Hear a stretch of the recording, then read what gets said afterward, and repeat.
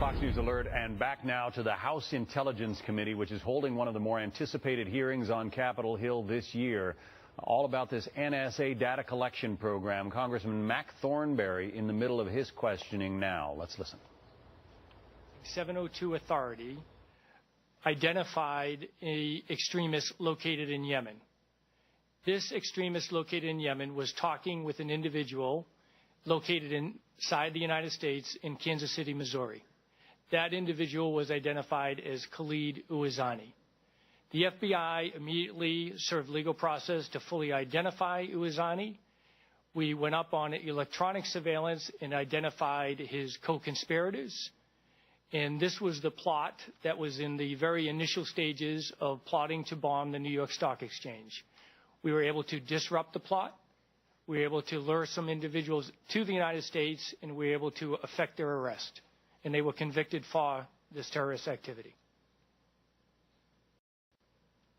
Okay, just so on that plot, it was under the 702, which is targeted against foreigners, that some communication from this person in Yemen back to the United States was picked up, and then they turned it over to you at the FBI to serve legal process on this person in the United States. That is absolutely correct. And if you recall, under 702, it has to be a non-U.S. person outside the United States, and then also one of the criteria is linked to terrorism.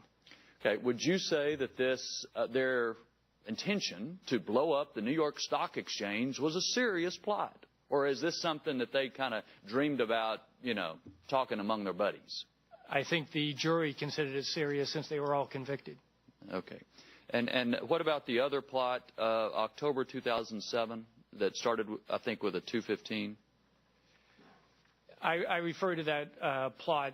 It was a investigation after 9/11 that the FBI conducted. We conducted that investigation and did not find any connection to terrorist activity.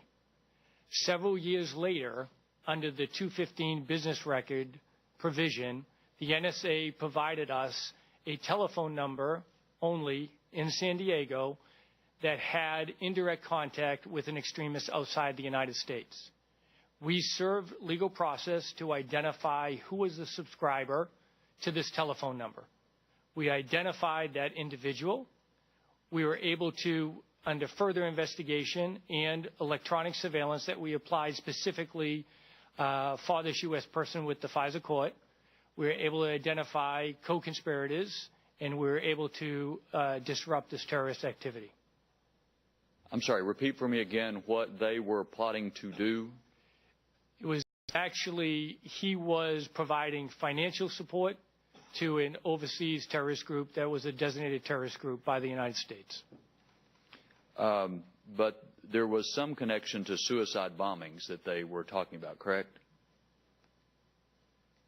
If not in the example that I'm citing right here.